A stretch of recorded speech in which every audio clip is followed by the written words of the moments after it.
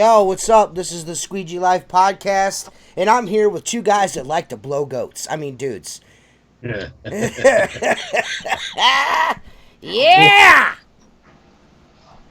Yeah, I fucking, we're here with the sexiest man in window cleaning, Seth Byers, a.k.a. not as sexy as we have led everyone to believe. It's all a facade. Yeah. Where the fuck you been at, Seth? We're trying to get you on a fucking podcast for like 9 years. It's been at least like 2 months. Yeah. A lot of shit going on, I'm sure. Yeah, just working and shit. So personal shit, fucking, the whole 9 yards. Yeah, a little bit of that. I've been driving dogs and shit around for Mark Tanner. I'm a little. Yeah, dude, that dog. I gotta tell you something, T. You gotta tell me. That dog has fit into this family like a glove. Good. I mean, he is so amazing. Now he comes to his name. All he does is play with Brady all day long. We take him this morning. We take him on the dog park, so they can run with other dogs and get him socialized. And then while we're at the dog park, we take him for about at least a mile walk. Aunt and he's learned how to walk on a leash. Say hi to Aunt Tammy before you keep going. Hi, baby. So the dog's adjusting really well then. Can everybody hear us pretty good and everything? My wife had a had a vet come out for our dog Shelby because she's got some arthritis in her paw, in her legs and stuff. She's a lab, getting a little older, and this doctor did chiropractic adjustment and acupuncture on the dog. So Shelby's very calm. She's laying there with the needles in her, and that lady's doing her thing, and Tucker would lay down next to her because he saw he was nervous, and he would just touch her, dude. If she moved a little bit because of the needles, he'd put his head on her just to calm her down. I mean, they have bonded like. What, yeah, hey, he just had a Freudian slip there. So everyone that's fucking following along here, the richest man in window cleaning gets his dogs chiropractically adjusted and fucking acupuncture. I'm not the richest man in window cleaning. Sure. Dude, that shit doesn't cost no more than a regular vet. Here's the thing, bro. Whatever. We just don't like pharmaceutical shit in my dogs because every dog I've ever had has had internal issues late in life from pharmaceuticals, so we try to keep it as natural as possible. What kind of dog food do you feed your dog? They're on a raw food diet. I have a company that delivers twice a month. Here we go. It's some kind of meat and carrots, vegetables. Yeah, they eat raw meat. Dog's better than me. I don't even know what to fucking say to him, dude. I don't even know. You know what I mean? What do you say to that guy? So my dogs are on a raw food diet. Okay, you're right. All right. I'm going to admit, you guys need to get the fuck out of the house and go wash some more fucking windows. So you can there you go. Finally. Finally. Well, what we all need to do is get out and clean more windows so our dogs can go to acupuncture and fucking eat a raw food diet. My dogs are on a juice cleanse. Mrs. Tanner's got the whole house on a fucking juice cleanse. Mark's all trying to tell me the benefits of fucking a juice cleanse over the telephone today, Saturday. It was fucking hilarious, dude. I started this last Monday, right? And my wife goes to me, how's your stomach? How's everything feel? I said, the third day was kind of rough. And she goes, really? And I'm like, yeah. And she goes, well, what's up? And I go, I shit a house today. And she's like, what? I said, I shit a house. She goes, oh, you were in the bathroom for a while. I go, no. This was a 4-bedroom, 2-bath house with probably a jacuzzi, okay? Because shit came out of me that I have no fucking idea where it came from. But you know what, dude? It's Well, whatever you do, you tell your wife to stay out of my wife's inbox because I ain't going on no fucking juice cleanse. TJ will be juicing it up. But look, dude, that's the last thing I need to be juice cleansing. And tomorrow's day 8, so I'm feeling good though. I have a lot more energy. I'm sorry. It's a smoothie cleanse. It's a lot more richer than a juice cleanse. Yeah. You think you could?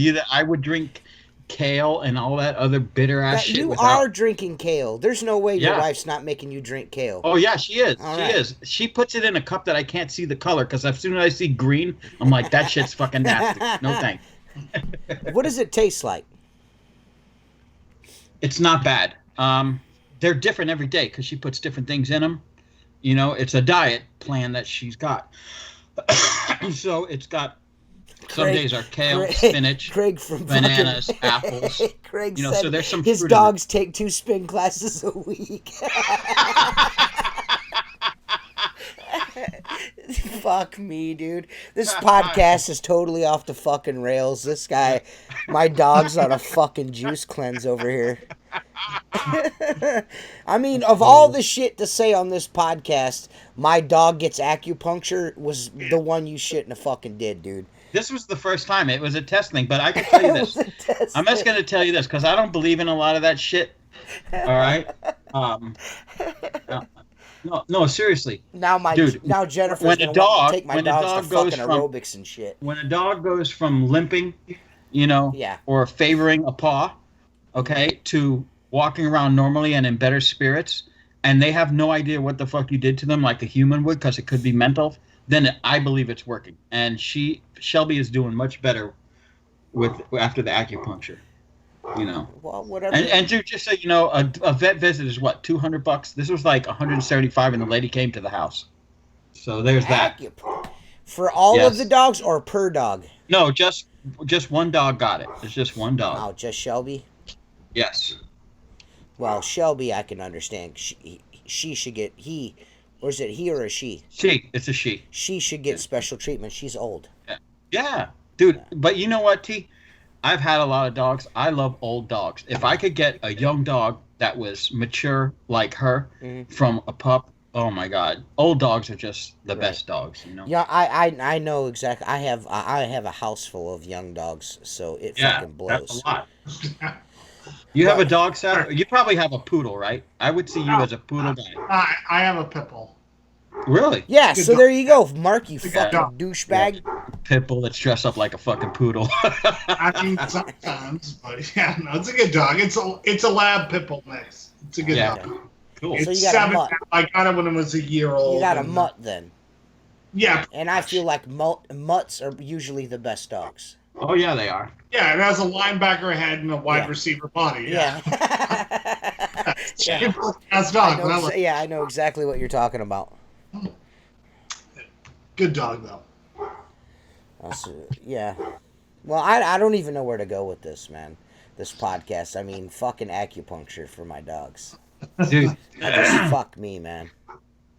I don't think you had a lot of experience with... I will say... I guess his name was Buddy, right? When he was with your friend or the people you know, his name was Buddy, right? So you didn't have a lot of experience with him. But I could tell you this, dude. You want that motherfucker to come if he's out in the yard and he ain't listening to you? Open the car door. That motherfucker runs full speed and he'll jump up in the truck like it's fucking, let's go. We're going for a ride. Right. I literally drove him from my front yard to my backyard because I felt bad because he wasn't listening to me. So I opened the truck door and he jumps in. So I drove him from the front yard to the backyard. I'm like, there's your ride, bitch. Yeah, I just don't think I just don't think that his previous owners were fucking that cool is all. You know what I mean? Well, what we noticed is... Because he was good for us. When we had him, he was good for us. Yeah. And then, we didn't... I refused to have 5 dogs at my house, so I was like... Yeah, that's a lot. You gotta find somewhere for the dog to sleep until Mark's ready for him. And then the couple that took him said that he got along with the other dogs really well. Everything was all gravy. They said he was a good dog. So I don't understand what the problem was.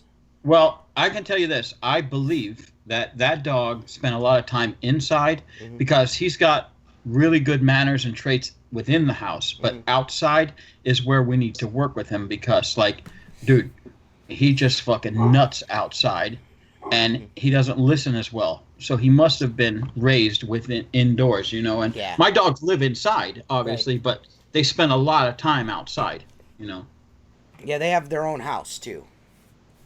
Yeah. When the acupuncture lady, acupuncture lady came to the house, he meant their house. Yeah. It's a condominium we rent to the dogs, and by the way, tell Jen the first month's rent is fucking due. Kick in. You ain't kicking in. You're lucked, dude. You're lucked out. Got a good dog on me. So, hey, let me to you. On a different note, what do you think of that green microfiber Unger scrubber strip washer cover I brought you? I'm gonna buy more. It's good, right? Yeah. Yeah. And hey, remember the white towels that I gave you one? Yeah. And you said, well, the only problem is that they're white. So what are you saying? What are you about to say right now? What I'm saying is that we have a place here called Towels by the Pound, and they sell the Huck rags and all those different kinds of towels. I brought him actually my buddy Big Gary brought him one of the white ones and gave it to him, and he sourced them, and he gave me a sample to try. It's identical, same thing, but it's dark orange. Oh, yeah? So I could get those in orange if you want some. Oh, I'm just waiting on the pricing, and they're probably going to be cheaper than where we're buying the white ones from. Okay, I'm down with that. Yeah. So I'm gonna get a couple dozen of the orange ones. I'll send you some. Gnarly. Yeah, those things wipe well. They wipe well? Yes. I've never used them, so I wouldn't know. You used the white one. Don't give me that bullshit. Nah. Yeah, you did. The only thing I don't like is it's white. Give me that. That's my problem with most things. I don't like a lot of things because they're white. I'm gonna push him back. Push back. Jason Lehman says he has 8 of those. Mark, thanks for the recommendation. And Jason, what do you think of them? They're one of the best wiping towels there is. Yeah, those white waffle towels are pretty gangster. Yeah. I like them a lot. Even when they're damp, they don't really seem to streak when you're wiping. No, they don't. And the only thing is, you don't want to put them in the dryer. I put them in the dryer for like 10 minutes, and then I just throw them on my front porch and let them dry out. Mm-hmm. And Richie Blue, I believe, I could be wrong, found them in black with green trim around the edges. Oh yeah. He's sourcing them because Richie likes them. So whatever comes up with the best price, we're going to buy them. Good deal. Yeah. So what's going on, Seth? You're back in your season. Obviously, you're working your ass off because we don't see you very much anymore. Yeah. I over-advertised like really badly. Is that possible? Yeah. Those of us who don't advertise at all kind of wonder: is it possible to over-advertise? I found out that you can, and I did. Did you spend $500 a month on fucking SEO? I mean, no, but no, I did mostly postcard mail. Oh. That worked out pretty good, so I think I spent, I don't know, I got like 9 to 1 on my return for it, so it was pretty good. Yeah. That's not bad at all. It was too much, though. It was too much to keep up with? It was hard to keep up. I had to work a lot of Saturdays and like some Sundays too for the past, I don't know, 7-8 weeks. I won't do Sunday. I just won't. I refuse. No. I just won't do it. I worked the whole trail, so I had to, but I didn't want to. I tell you what, I worked this Saturday, and I haven't had to work a Saturday in a while. I worked this Saturday, and I hated it from Friday night when I was hooking my shit to my truck to Saturday morning to going out at 6 o'clock in the morning until fucking 5 o'clock at night when we were done. I fucking hated every minute of it. I hate working weekends. It sucks. I don't mind a half a day Saturday and a full day when it's necessary on Saturday, but Sunday I just can't do it. I just can't do it. No. I mean, there are circumstances where I will, and I have before in the past, you know what I mean? But yeah, it's usually a hard no. I got this one lady's hitting me up. She wants her windows done. I did them last year and the year before that, but she's one of these people, like last minute people. I need it done before this day. Can you come out tomorrow, which is fucking Sunday, at 7:30 at night? I'm like, no. Yeah. She's like, oh, well, I guess I'll have to look for someone else. Great. You do that. I don't fucking care. Whatever, dude. You can get somebody to come out on Sunday. That's the one you want to hang out with, dude. Yeah. You know what I mean? What's up, Charlie Downs? First time listening to you all live. What's up, man? Welcome to the show, dude. Do you have any questions for Mark? How about dog acupuncture and dog juice cleanses? Do you have any? Well, you know, that's great that your dogs don't sleep in a cage. That's great. But we put a cage up for Tucker because we didn't know. My wife was like, "This motherfucker's gonna trash the house." Yeah. So until you know that they won't, you have to cage train them. We put him in a crate. Yeah, we put him in our crate, and he didn't like that. But who cares? And then within 3 days, I go, let's just go up. We had to go to the grocery store. You know, it's a 15-minute, 20-minute trip there and back. I go, let's leave him out and see what happens. Right. And we came home, and he was just hanging with the other dogs. Nothing was trashed, and so that then it was a little bit longer trip, and then Today I noticed the cage is folded up and put on the back porch for me to put back in the shipping container. So that means wife has approved him to be out and have his freedom. Jennifer's asking how the dog. She missed the beginning. Yeah, Jen, I could tell you this. That dog has fit into my house like he's been here for 10 years. Him and Brady are having a love affair, and he hangs out with both of my dogs. They play all day long, and we wear him out, and that's the key to training a dog, is to wear him out. He's learning, the way we do things. He comes to his name now. And other than he's a little rambunctious when he's outside, and that's attributed to the fact that he's a year old. Yeah. He's got a lot of energy. But, no, he's a great dog. He absolutely was well worth the trip. So, and I thank you guys again. You're welcome, man. I know I could speak for Jennifer when I say we're just glad that he's got a good home. I could tell within the first 5 minutes of your wife, after she hopped out of the car, I was like, this is going to go well. She went directly to the dog and, you know what I mean, put a leash on him and took him for a walk, and that was the first thing she did. I was like, well, that reminds me, that's something Jennifer would do, so I know he's in good hands. I will say this: when the lady came over to do the acupuncture, the vet visit for Shelby, she acupuncture and acupuncture for the dog, chiropractor. The dog had the dog had an adjustment and it had acupuncture, right? Mm-hmm. So The vet said, and this was the first time we had this vet to the house, she goes, this dog here, and she points to Tucker, she goes, this guy's in heaven. He knows, he sees the love that he's shown. I could see it in his face. He is so calm and submissive. Now the only thing is, we took him to the doctor because you know this, that if a dog has a testicle that didn't drop and Tucker has only one nut, and it's best to have it. Testicle. You have to have it taken. You have to have them neutered because they can get real. They have there's a higher proclivity for them to get cancer from that testicle that's way up inside somewhere.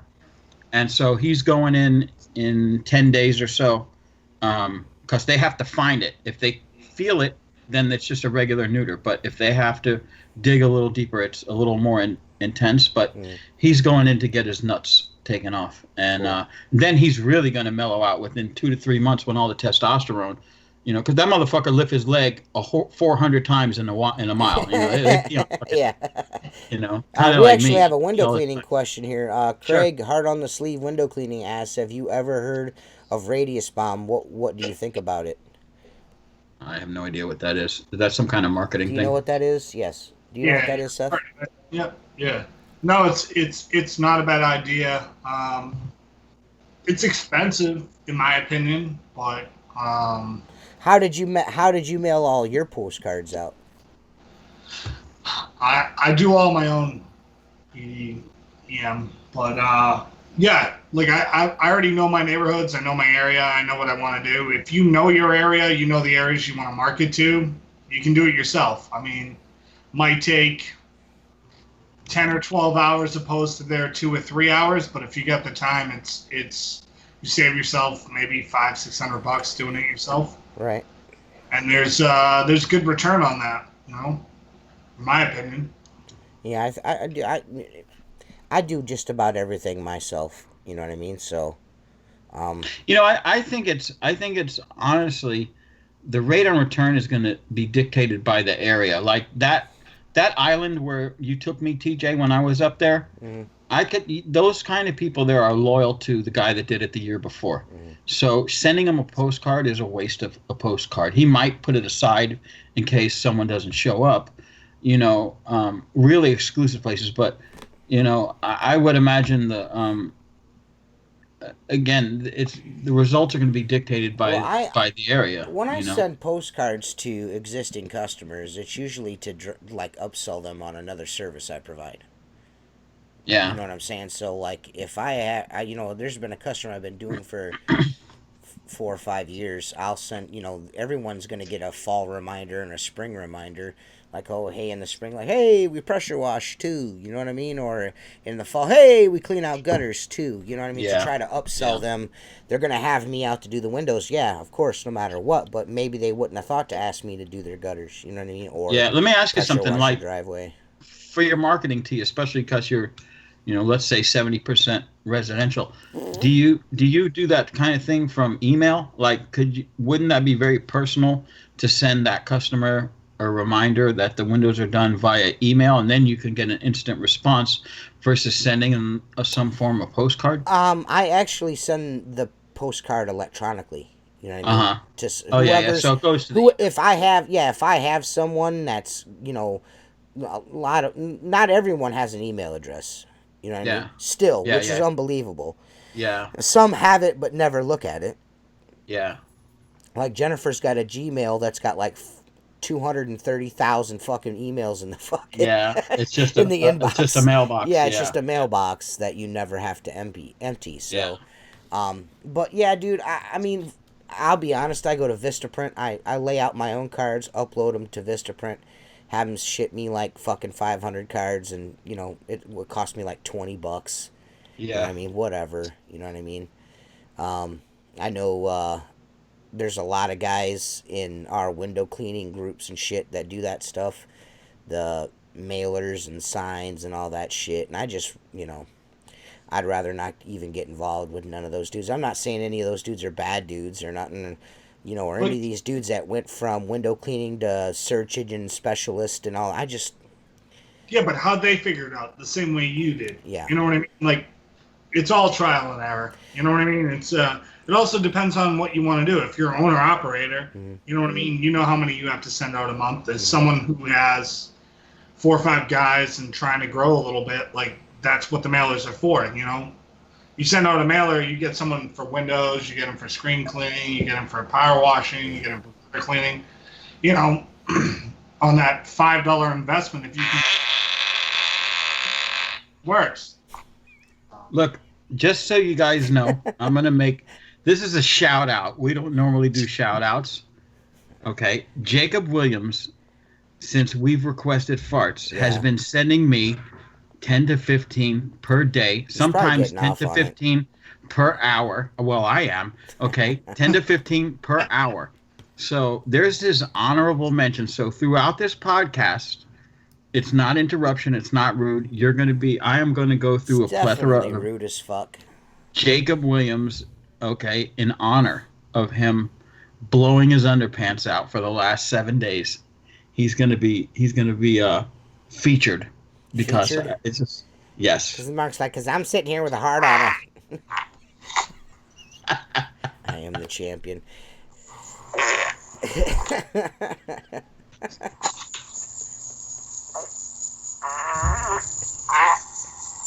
He's got some stellar ones in here, man. There's one I got it marked that I listened to it 100 times. What the fuck, dude? I'm working and it's playing in my headset, my headphones. And some guy comes up and he's like, "Dude, what the fuck are you laughing so hard at? You could hardly stand still." And I go, "I got a buddy that sends me shit. I'm looking for. I'm going to get to it because it's marked on here. But all these are honorable mentions. Yeah." I'll tell you what, That Jacob sounded Williams. like some wood knocking there.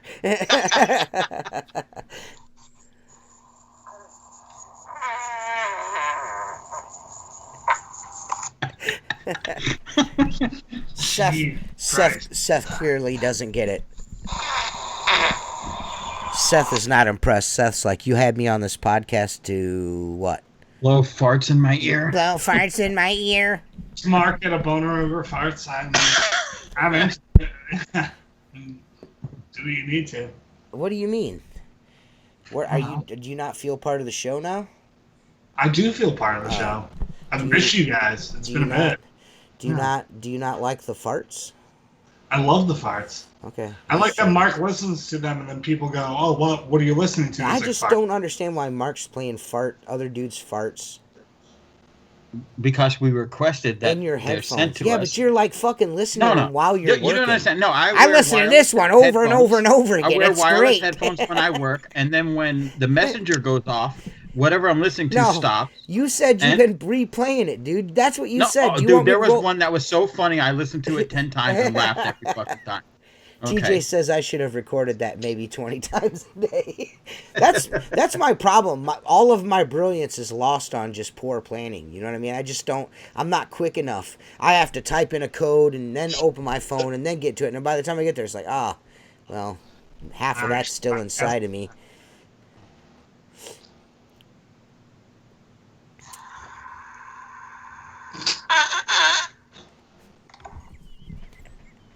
I'm trying to find that. Pretty good. We're playing. I mean, We're playing This fart one- noises. Here we go. This is one of my favorites. It's not the one that Oh made me well, laugh. what are we talking about? Did you hear that? There? yeah, but that's a shit. That's not in his pants. Yeah. Yeah. Colon cancer. Hold him up. It's colon cancer. So, Seth, do you have the new Accelerator 2.0 handle? Me? Yeah. No. Do you? Oh shit! I was hoping that you would buy it and then send it to me. Oh, I already did. I already bought something I didn't want and then sent it to you. Yeah. I've already done. Yeah. Why don't you do that again? How do you like that handle? You get used to it? Oh yeah, I don't have no problems with it. I mean, I changed the channel out. I use a 14-inch S Plus, an Unger S Plus in it. You know what I mean? But it works good for me. I don't use it all the time, but in certain scenarios, it makes things go a lot fucking faster. You know what I mean? So, I hear you that. just gotta not suck. Did you see Yeah, that? and it basically I'm just kidding. sounded like I'm kidding. terrible. No, I'm kidding, because I tell you what, dude, you've got to get the angle right. You got to have the right angle on it when you're using it. You know what I mean? And that changes often. You know what I mean? So, Well, yeah, you get here, you don't hear. Yeah. right. Charlie Downs says, I want some advice. I'm 25, been cleaning for 7 years, and I work for my father-in-law. I love the business, and I love window cleaning, so I would like to start my own business, but my father-in-law gives me the impression he'd be pretty pissed if I ever did that. What's so funny, Seth?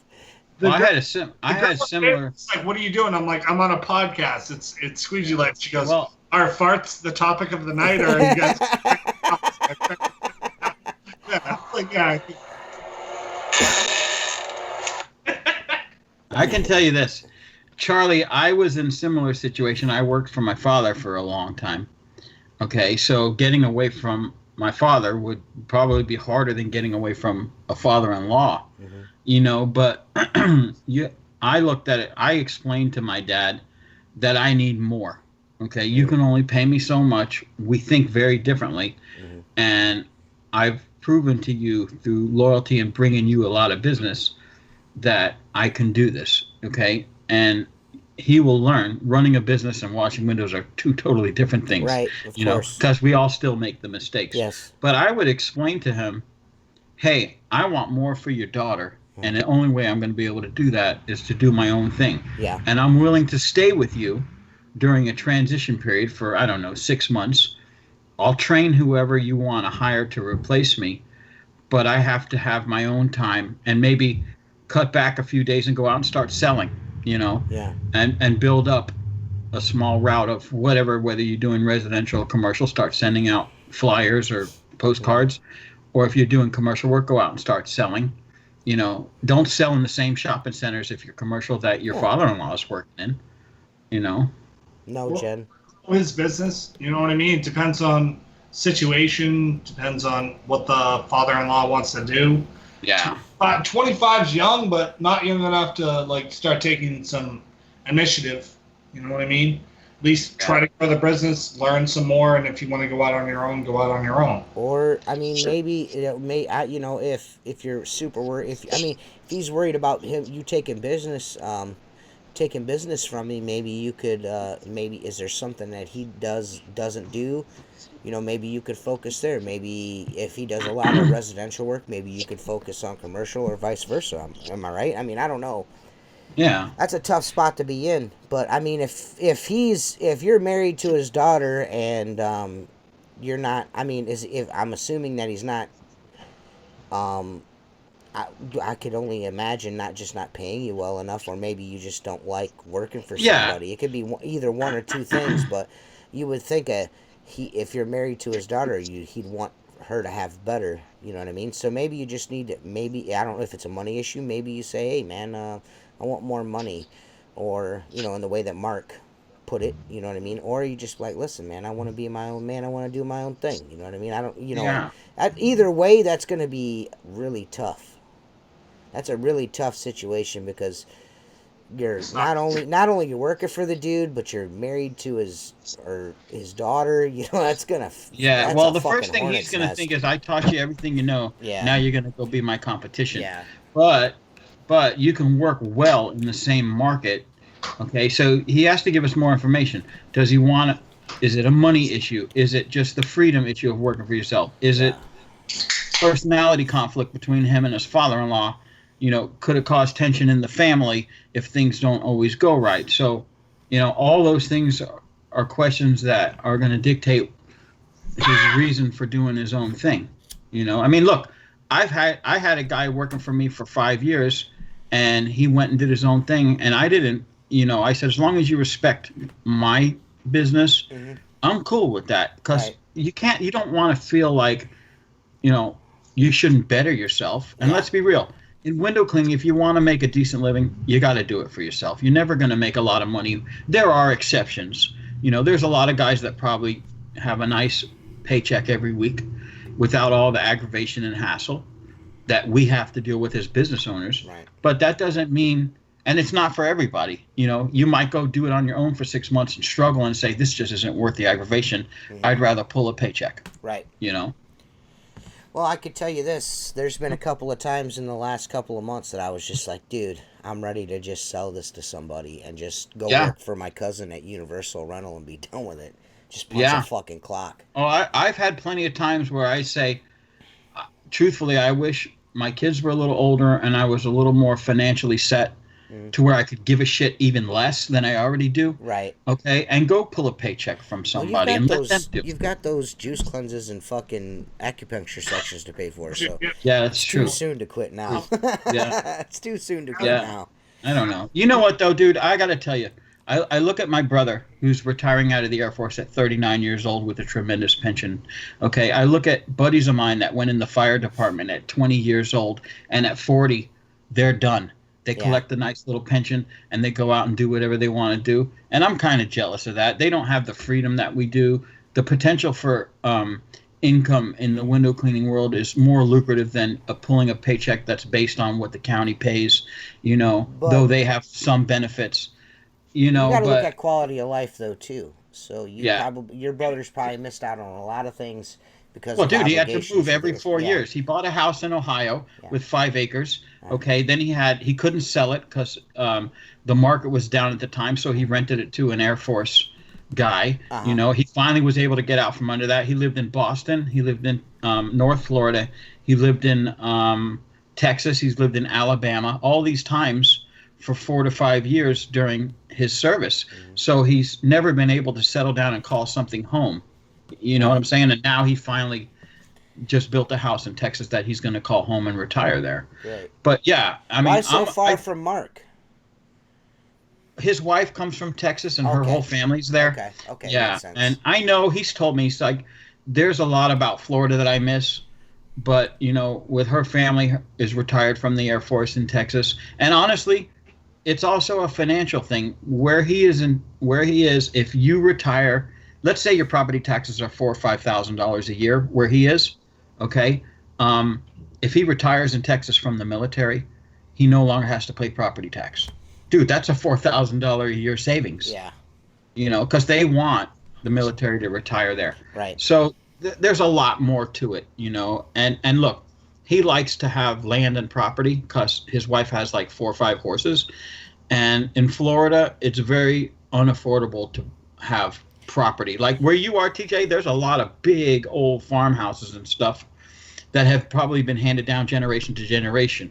You know what I'm saying? Mm-hmm. And then everybody else has, you know, acre and a quarter acre parcels, communities type living. He wants to have at least 5 to 7 acres wherever he goes. And, you know, to get in certain parts of Florida, 5 to 7 acres is more than, you know, just the property is more than you would have for a house and property in some states.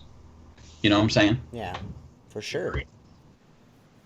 Faux show. I would say as someone who's in a little bit different position than both of you guys, I'm enjoying the like building process. You know what I mean? Like that's not for everyone, but for me, I'm enjoying that process of like Building your business, you mean? Yeah, exactly. Like building the business, like doing that aspect is very fun right now. I'm enjoying that. You know, like you get tired, all that shit, but like you learn a lot from it too. So I'm enjoying the process of building a business, making mistakes, doing something right. You know, I mean, it all really depends on where you are in life. And if you're 25 or 45, we all want different things at those stages of life. We talked about on one of the first podcasts that I remember I was on, sometimes you get to a point where you're at what I would call the cruising altitude. Okay, so it's enough monthly revenue that's going to come every single month, okay, with the amount of employees you have. And if you're at, I always look at it in percentage. I like to keep my company at 80% capacity, which means I have enough room for 20% more work to get done. Okay? When you start to get to 90 and 95, you're at a dangerous point, because if you pick up a nice big account, let's say that, you have to add labor. Okay? So let's just say hypothetically labor is going to cost you $2,500 a month, right? $3,000 a month with taxes and a vehicle and fuel and whatever other bullshit. And that account pays $3,500 a month. That'd be a nice account in window cleaning, right? If it was of some substance. You kind of start to look at it differently, Seth, when you say, what did I accomplish? I put on another employee. It's costing me what this new account is. Yeah, I have them to do other things, but the downside is it's more drama, another mouth to feed, someone to lose equipment, someone to fucking wreck shit. And you start to get numb. Okay, and you just say it's enough. No, I 100% agree with that. But if you put yourself at 35, you know what I mean? Yeah. Like, I agree. Where were you at 35? Right. At 35, I was out banging on doors every single day, no doubt. That's exactly what I'm saying. So window cleaning is weird depending on where you are in life, what you have going on, what you want to do, and that's what's the cool part about it. You can cut down and like stay in a reasonable level. You can shoot for the moon and like. Fuck that shit up. Right? I got a late start, so you know what I mean? Yeah, I got a late start and all that shit. You know what I mean? So I started later in life, so I'm still feeling like Seth is. I still enjoy getting the calls and closing the deal, and I still really enjoy that. But I have come to a point in my age in my life that I'm like, man, dude, you know what I mean? Like, I really don't need to be fucking killing myself. I don't need to do that. You know what I mean? I'm doing okay. You know what I mean? But there's always that thing in the back of your head, like, man, I'm gonna be old and I'm gonna need money one of these days. You know what I mean? I had a times. You know what I mean? It depends on how you grow up. You know what I mean? Like, I had a dad who fucked up. You know what I mean? Like, I help him out. You know what I mean? Like, I don't want to be that dude. You know what I mean? I have the back of my mind being like, oh, I could have put that extra day in. I could have put that extra job on the schedule. Yeah. Like, I still have that. It hasn't gone away yet. At some point it will, but right now it's still I'm afraid to fail. You know what I mean? Yeah, no, I'm like that too, Seth. What keeps me up at night is the afraid to fail. Yeah. But understand, as your business evolves, Seth, and you same thing, TJ. And I only say that because I've been in business probably longer than either one of you.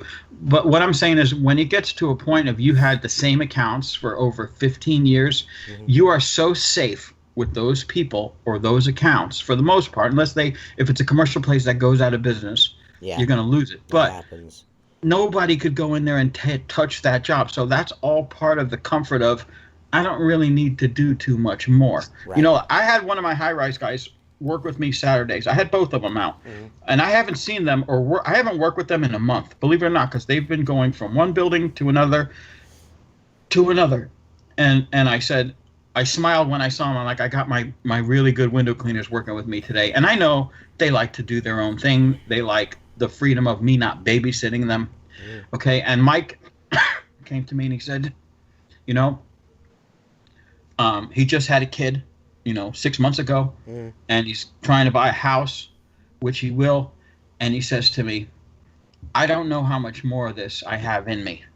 Meaning, climbing off of rooftops. Right. Okay, because that's what he does every single day, 5 and 6 days a week. Right. Okay, it's just another address. Right. And I've been there. So to me, to say, oh, that's upsetting me because you're like one of the best guys around, I have to look at it and say, I've been there. Right. There was a time when I looked over at Edge and said, this, it's just not for me anymore. You know, I always have the memory that I'd done it. Okay. But now I have to keep that in the back of my mind because I'm not ready.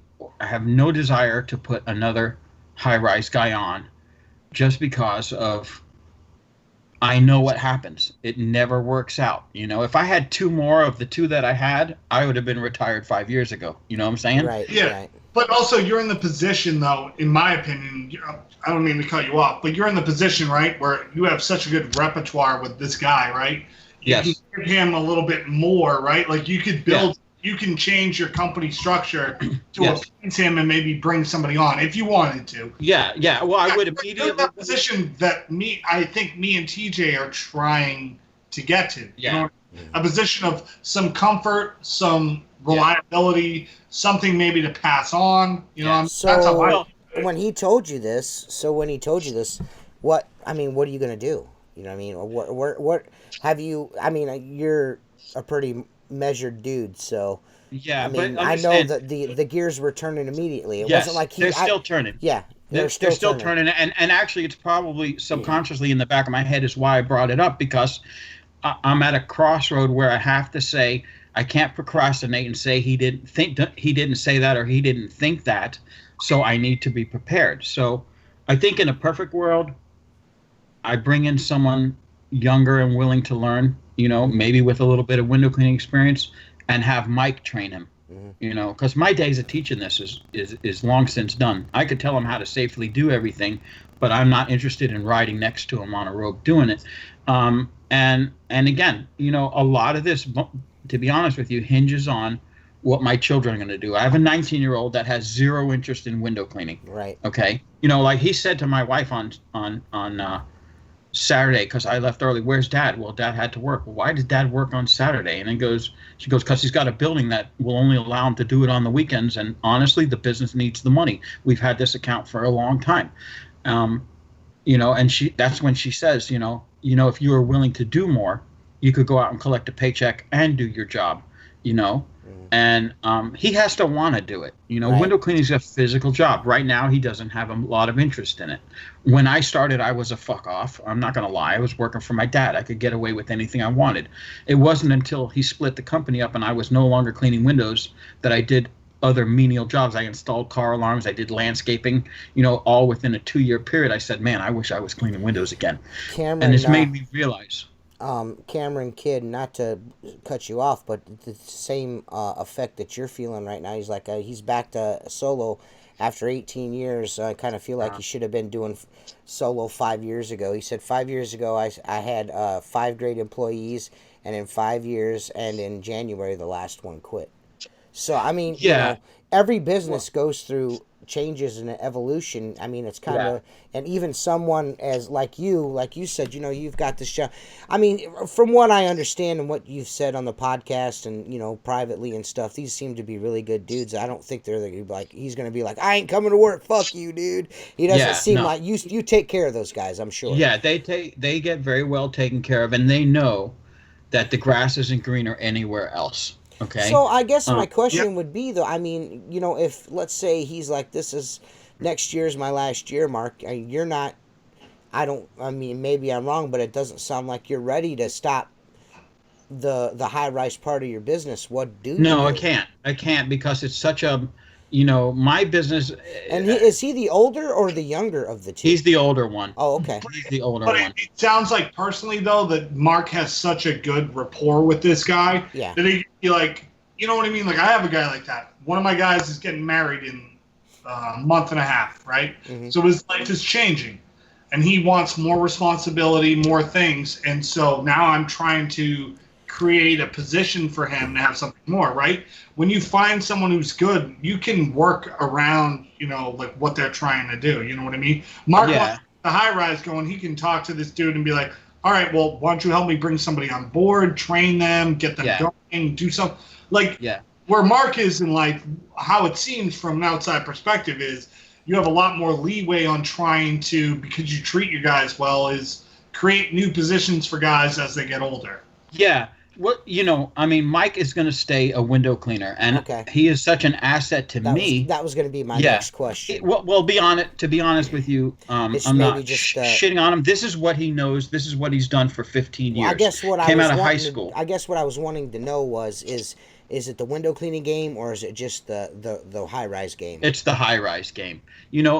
For those, TJ, you've had some experience with a guy that you bought your business from. What people don't understand is, high-rise game, and there's a lot of guys that possibly are listening or will listen that can attest to this. Dude, pulling 600 foot of rope up a building, or carrying 600 foot of rope to the roof, or carrying counterweights and equipment, it's so much more taxing, and then mentally taxing to climb over and do it. Right. Okay? So it's a mental and physical job. My high-rise guys work 5 to 6 hours a day. I know that because that's all you're going to get out of a guy. Because he's mentally drained. That's a lot of fucking shit, man. Yeah, he's mentally drained and he's physically drained at the same time. And as you get older or advance in your life and have a child, that's what did it for me too. I can relate so much to that. He brought home his baby daughter, and I watched my younger son be born, and then said, maybe this isn't, I want to come home and see him every day. Right. Maybe this isn't, it's time to make a little bit of a change. So as Mike wants to stay in window cleaning because it's pretty much all he knows, and I would tell him, listen, okay, here's what we're going to do. We'll figure out what to do with the building work, if I was able to put that up for sale or something, and just go out and build up route work. Because you got to understand, the buildings, they do, let's just say they do 14 buildings a year, okay? With the schedule, it's one every 2 weeks. Costs of 4 times a year, 2 times a year. Okay, so that's what they're constantly doing.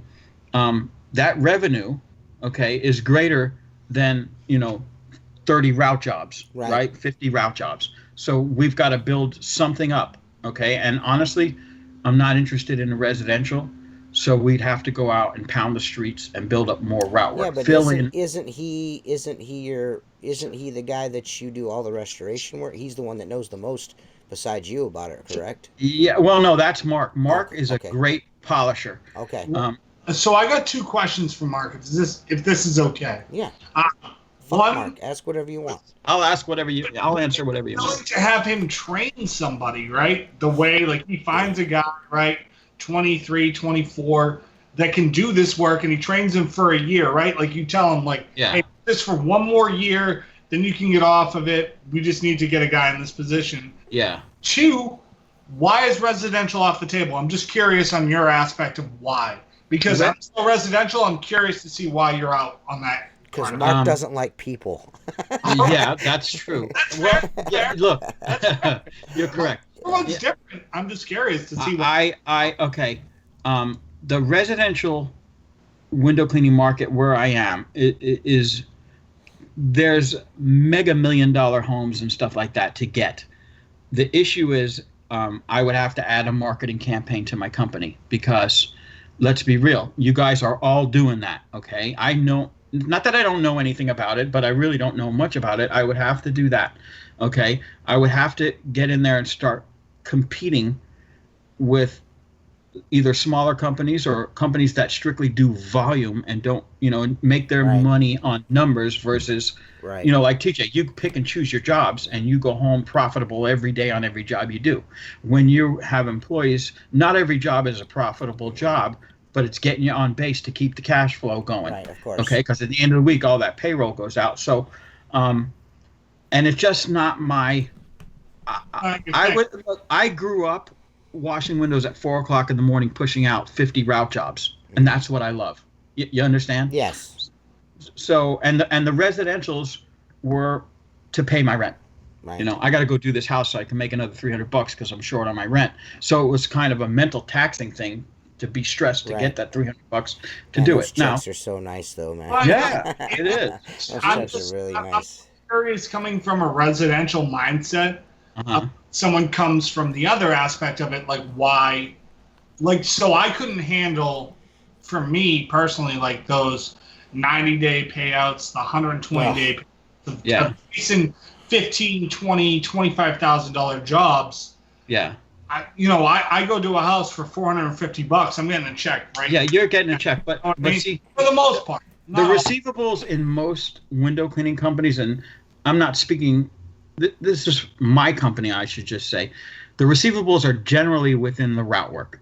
Okay, Yep. The buildings, the contracted jobs, the ongoing ones that even if you've only had them for a year or the first cleaning, you're generally paid within 30 days. Okay. The receivables build up with the route because they're smaller ticket items, and they're the ones that always seem to drag their feet in paying you. But here's the thing, Seth. I'm getting paid from jobs I did 30 and 45 days ago. So the only struggle was the first 45 days. You understand? Yeah. Because it's just revolving around. Now, sometimes you say, I wish it would all come in at the same time, right? Because that would make your nut and then some. Yeah.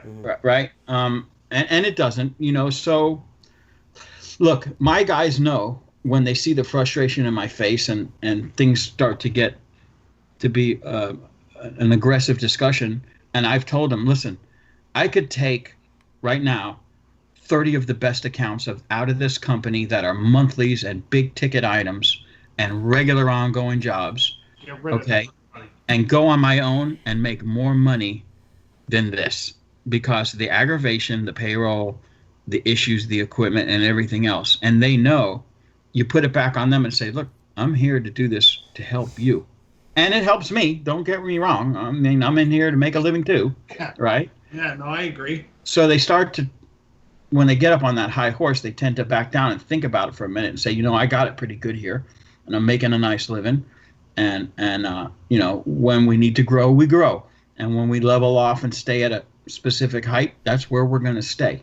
I see guys that are way bigger than me and they're not making any more money because it's all going out the door. Yeah. So, I don't know. You just got to find what I feel. What I feel like no, you're fine. What I feel like personally is you got to find your groove and groove it. Just groove it on out, man. Whatever works for you. Not everyone's business strategy is going to work for the next guy. You know what I mean? Because there's more to it than just making money. There's a lot more to it than just making money. So, Yeah. Yeah, Craig asked, would any of your high-rise guys switch from route work to high-rise? That way you know what you're dealing with. Yeah, I've had that before. And anyone who comes to me, whether they have high-rise experience or not, is going to be on a route for a while. Because I'm very particular about who I would put on a building. If the kid can't tie his shoes or can't show up on time every day or work a full day without complaining, he ain't going on a building. So yeah. I mean, if you came to me and said I have high-rise experience, you're going to be standing on the ground for at least a month before we put you on a building to see. Right. I got one guy right now that worked in Hawaii on 43 stories, and I don't have any. If I didn't see a picture of it, I would be like, you're a liar, because you're not doing high-rise for me. I've got the Glass Realm says, my dad offered me his window cleaning business at the age of 19 with about 90% of the Denny's in town at the time. I said, no, I'm now 29 with my own window cleaning business. 19-year-olds are dumb. Listen, when I was 18 years old, my grandfather used to be a skilled tradesman at the local GM plant here in town. And he offered to get me a job in the skilled trades department. You know what I mean? He's pulled strings. He could have got me in. And I was like, nah, I want to do my own thing. Looking back on that now, I regret that. Yeah. I mean, the factory is now closed, but I could have transferred anywhere I wanted to in the country. Or I could have taken a huge fucking buyout and, I'd probably be running a fucking restaurant right now. Yeah. Yeah. You know what I mean? There's a lot of things could go different, but I feel like I'm on the path that I was meant to go on. If I had gone that other route, I would have never met Mark Tanner. I wouldn't be doing a podcast. I probably wouldn't have, who knows where I'd be right now. You know what I mean? Yeah. I wouldn't have met old Seth Byers over there.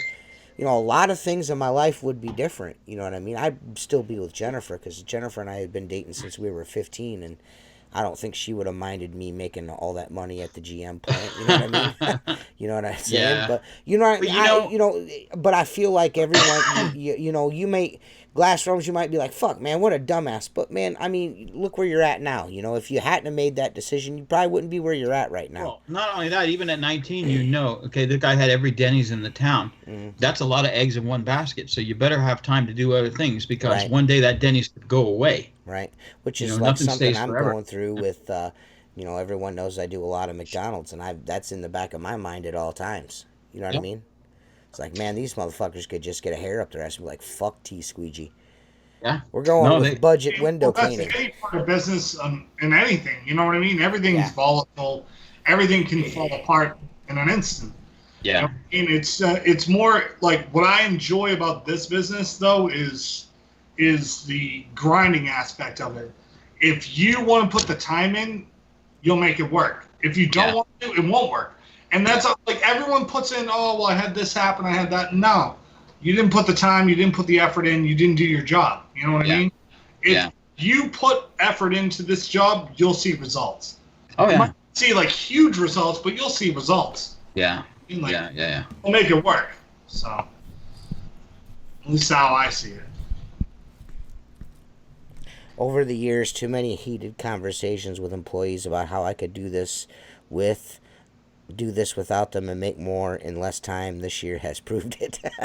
Yeah. I can tell you this, man. I took a guy on. I took my sister's boyfriend on last spring through the fall last year, and it fucking put me in a hole like you wouldn't believe, because I thought I was doing the right thing, but I wasn't. Yeah. You know what I mean? I thought. I think it was a little premature. I thought my company was ready, and it wasn't. And Mark tried to advise me, but he didn't say don't do it. He said all you can do is try. I tried. You know, I'm almost back level again, which is, you know what I mean? I'm almost back level again. I will admit that I'm close, but I wish I would have waited a little bit longer. You know what I mean? I wish I would have waited another year or two before I did that. You know what I mean? Look, but you can't fucking make an omelet without breaking a couple of fucking eggs, man. So yeah, and you gotta learn. But what people don't think about is payroll is the largest expense of the business. I mean, think about it. For what you pay an employee, you could have 3 vans, right? Or, you know what I'm saying? Or an expensive ass piece of equipment. And the issue is when you have to make that payroll every single week. It's stressful. You know, I mean, it's stressful. Well, It's stressful. If Mark knows what I know, it's right. Like, you're in charge of someone's life. Right? You're in charge of making sure that person has enough to feed their family, enough to do this. Exactly. And you're giving them more, like, you know what it's like, right? TJ, you worked for someone for a long time. Probably didn't give a shit about you. You know what I mean? You work for someone. Do you ever want to do that to somebody? No. You want to give someone like an option to, like, not be a millionaire, and, but like that may be. But I tell you what, that might be why I fucked myself, is because that was in my head the whole time. Well, I probably did more. I probably paid more and kept him on longer than I should have, because of that situation. Because I'm like, man, I remember what that was like, and now that's my sister's boyfriend. You know what I mean? It's just like, So here's a huge point that I want to make. Okay, everything has come full circle to this. Think about it, and this is exactly what you can relate to, TJ. Is window cleaning has. Let's be real. We get more money for our accounts now than we did 10 years ago. But in comparison to what it costs to live, it's not as the rate of living has skyrocketed in comparison to what you can make for your accounts. So what I'm saying is a lot of the larger companies that are buying me have downsized because, look, you got to pay someone a living wage. You know, you don't want to be 45 years old and living with 2 roommates so you could pay the rent. Yeah. You know what I'm saying? Yeah. So what's happened is that it's very hard to pay a living wage in window cleaning because you don't get enough for the work. And then, I mean, dude, I did scratch removal in brand new apartment complex that opened up, and a 1-bedroom, 1-bath apartment was $1,475 a month. Okay, dude, that's like $400 a week to live there. Okay, so if you're making $500 a week, you're not living. If you're making $600 a week, you're able to pay your bills. How much can you actually pay somebody doing, $30 cleaning storefronts? It's very hard. It's tough. It's very hard. Yeah. So down the road, and if this keeps on continuing the way it is, the one-man shows it's going to go back to one-man shows. Right. What I need is some of that I need some of that Mark Tanner experience to start getting removing stains and shit off of glass so I can expand my business. Make more monies. Yeah. I do think there's a healthy mix, though. You know what I mean? Like, I do think the one-man show has something to show in this industry, but I do, like, the 20-man show is over. You know what I mean? In my opinion, the 20-man show is over. But the 5-6 guys who can make you, I don't know, like a mil a year? I mean, I'm guessing on that ratio, but 800 to a million. I can tell you this: in Florida, 5 or 6 guys can't produce $1 million in 1 year. Okay, but they could probably produce $600,000 or $700,000. Yeah, on a very yeah. Look, here's the thing though. Here's the thing with the one-man show. I work for a guy at a country club. Matter of fact, we have that job scheduled for Tuesday. It's a monthly. Okay, that I told you the story when he hired me. He was saying things. He says to me, "Are you going to use a pure water system, or are you going to do this all by hand?"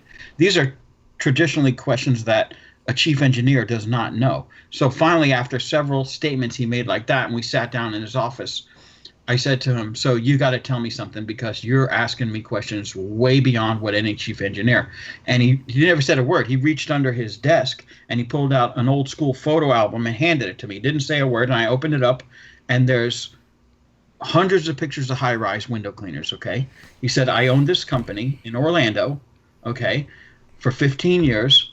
I sold the business and retired. I went crazy, and now I'm doing this." I said, "Okay, so now I know." Okay, I saw him last month, and he had a sling. He had his arm in a sling. I said, "What's going on with you?" He says, 25 years of window cleaning, rotator cuff surgery on both. He's had to have it on both arms. Okay, he's got back issues. This business will beat you up. It will wear you out. Okay, it's like people get tennis elbow from playing tennis. Well, you don't play tennis 8 hours a day, 5-6 days a week. It's the same thing. Your joints, your elbows, everything. More red meat will stop fucking what? It will.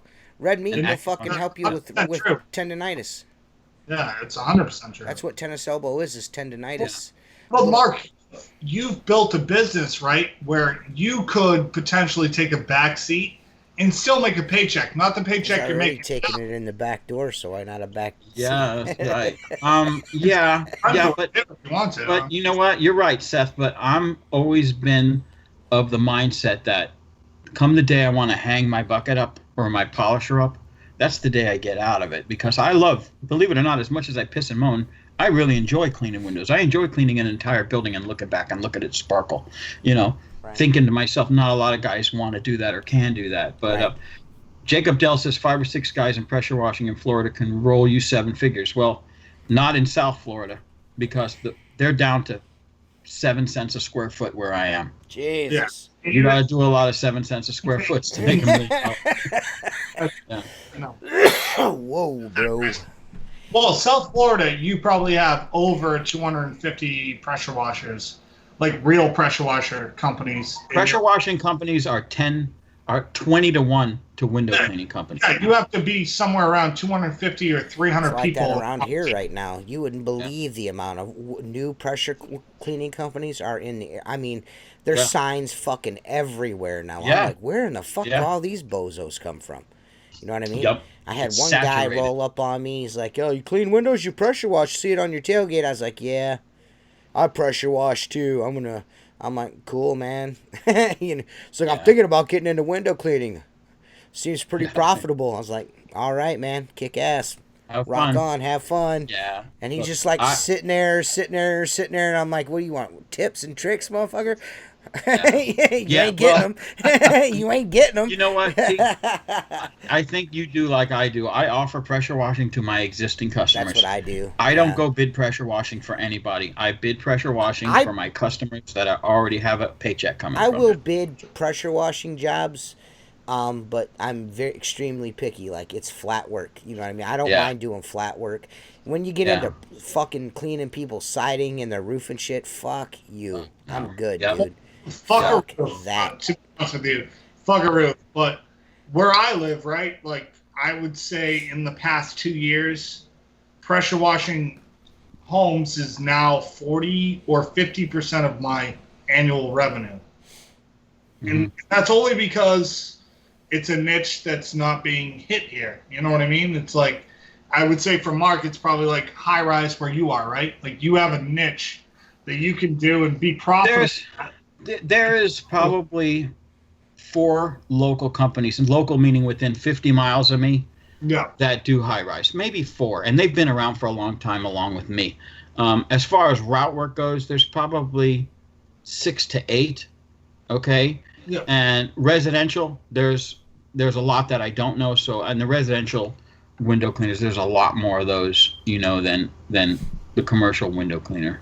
Yep. And that's why I like the glass restoration, because the glass restoration has got to a point where I kind of got a little arrogant, where someone calls me, I look at a job, I do a sample for them, they sign a contract, and then they say, when can you do it? The first thing I say is, we're out 10 to 15 days. Now, they won't accept that for window cleaning, because they'll get someone else. But when you're doing something that not a lot of other guys know how to do, and then I say, well, it's 10 to 15 days, but if we finish up this other account quicker, and that's basically on when I feel like doing it, you know what I'm saying? So that's what makes it nice. And I put it in between the window cleaning jobs. Like right now I'm juggling 3. I've got 3 scratch removal jobs going all at once, and I'm halfway done with one. I'm 80% with the other one.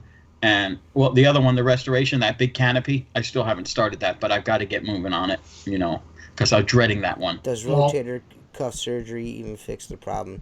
Yeah, if you don't ever fucking work he ain't again cleaning the rest of your life. Yeah. No, he's not. It's going to fix his problem as long as he's not cleaning windows anymore. As soon as you go back to cleaning windows, it's done.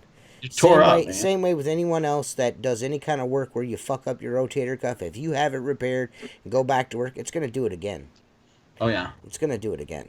My cousin Brian had 2 surgeries, and they're both fucked again.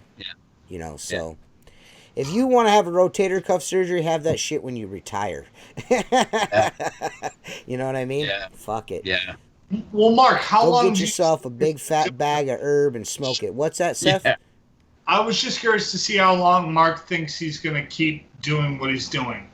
Look at that motherfucker. He's on. Look, he ain't had a fucking piece of meat in fucking 8 days, dude. Yeah, he's fucking barely clinging to life. He's like, I got maybe 2 more days of window cleaner left in me. Yeah, God forbid my wife puts something good that smells good in the oven. I have to hide. Seth, this is my thing. My 14-year-old, okay, looking like he could be interested in doing some window cleaning. He's actually working for me 3 days a week with my route guy. He's doing very well, okay, and he enjoys it. And, he's 14, so any paycheck he gets is huge to him.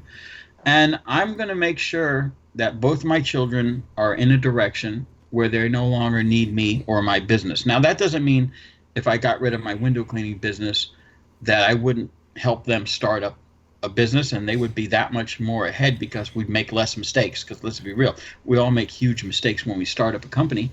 So that's kind of what's on my mind, and I'm thinking I'm pretty close to really moving forward with glass restoration and some training and some polishes and that's what I'm looking abrasive forward pads. to. So do you think you'll sell your business, or like unfortunately, between like your high guy and your son? Is that like kind of what you're thinking? Yeah, the 2 high-rise guys, if I was to sell this business, would be included in a deal. Hey, simply Jason because, Snyder's watching.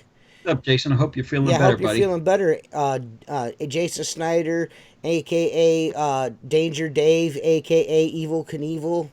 I'm glad you and your daughter are all right, dude. Jason fucking got in a pretty bad accident and fucking cracked his sternum, which is dude, that's going to fucking suck to heal that motherfucker. That's a painful thing to break. I cracked my sternum like 7 years ago. It still hurts. Yeah. Yeah, I had a drunk driver crash into me.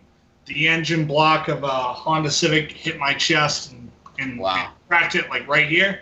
Yeah. It took months. I know Jason Snyder's trying to have it not hurt, but yeah, that shit hurts for forever. Forever. Yeah. Yeah. It's Well, gonna happen. Yeah, but here, Okay, I'm glad he's me, Jason Snyder, and fucking Seth Byers are fucking road tripping to the huge convention like fucking awesome. some savages. Mark can't That's go because awesome. he's a pussy. Yeah, I wish I could, but you're gonna Mark go really- feel it out for me because next Yeah. year I'll be there. Yeah, next year's in Cleveland, so you definitely got to go. Oh, is it? No, I don't know. I'm Awesome. just saying Oh. that. Bring that shit to Florida. Fuck What Florida. is the easiest part of the whole trip? Yeah. Well, The rest of my trip sucks balls. but- Whatever, You know- bro. All you're gonna do is sit in the fucking back of the Who Ride and chill, drink Reebs. You're good, dude.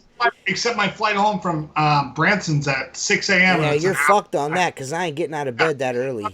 You have Yeah. to Uber yourself there. I've already called to. I've already rescheduled work just to come pick your fucking half a douchebag ass up.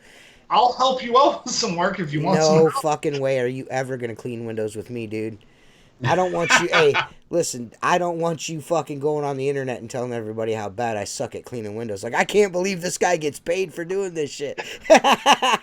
no, you know what it is, T? Like, What? He'll do the typical residential move where you scrub every window for 35 minutes and you'll never get out of that Yeah. fucking McDonald's. Yeah, don't put me on commercial work. Right I now.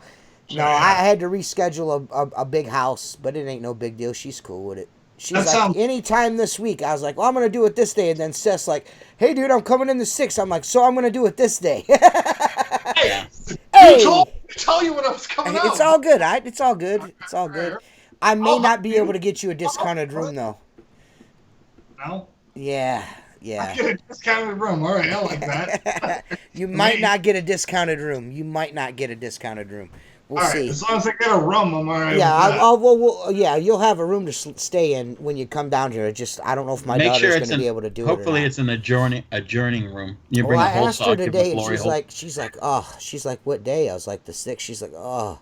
She's like, they're probably going to be booked, man. Because the resort that she works at is fucking, the parking lot's always full, but it's right next to the house. You know what I mean? It's like a half mile. You know, I could like carry you on my back to your hotel. You know what I mean? That's how close it is. That's how close it is. All right, all right. Yeah, yeah. Go Is ahead. Jason Lehman going? No, Jason No? Snyder. Oh, I don't know Oh. if Jason Lehman's going to the huge convention. I don't think so. You know how Jason is. He don't like nobody. Oh, fuck WCR. The fuck cops talking about the buggers. Fucking Grizzly Adams Yeah. motherfucker. Seth said something I think is key with window cleaning is having a good mix. I do residential, commercial 50-50 out here. Christmas lighting till the snow. Then I plow at the airport. I'm kind of like the same way, but I clean windows all year round because that's how I maintain my contracts. This is all I do is clean windows. But Mark keeps plugging me into that fucking 60 to 80% residential, which is complete bullshit. 40, Yeah, 30. it's like 40-30% because you don't clean windows on houses year round up here. You know what I Yeah. mean? If old I fucking feel like I old fall Patch Adams, half a man over here, Mark Tanner, fucking came up here one time in the fucking wintertime, and you'd be like, oh, okay, I see why you don't clean windows. I'm coming up there just to fucking play in the snow. You better. I Maybe am. we ought to have a very Tanner Christmas and have you guys up just before Christmas or after Bring the Christmas. whole family. Yeah, bring the whole family Fucking up. Griswolds will park in your fucking yard. How old is your oldest? 19? 19? Yeah. Oh, well, that's a little out of. I got a 19 and a Savannah's 14. 20, and Elena's 60. I mean, we got rid of a dog. Maybe I could marry one of my daughters off to the richest man in window cleaning son. That would be family, Mark. There you go. There you Imagine go. what holidays will fucking be like then. Holy shit. Both my daughters, if they're watching this, are probably like, "Fuck you, Dad." You know. Yeah. Yeah, my daughters are super picky, man. Super picky. I like that though. That's good. Yeah. I like that. He would freeze. Might be able to put Seth up in the RV at my mom's house. Jason Snyder's mom might let you use her RV, dude. I thought it was going to be on Tammy. that was going to let me stay. But all right, Listen, man, Aunt say Tammy, we're- Aunt Tammy is taken. I'll have you all know. listen, I'm just Mr. asking Dennis, for what- Mr. Dennis fucking Excuse squeezed me, my hand last excuse me, weekend Keith. so hard I thought Listen, my fingers were gonna listen. break. Mr. Dennis will fuck you up. Seth has to understand one thing. What? Okay, because I've had a nice experience with the Gilbert family, okay, which is extended.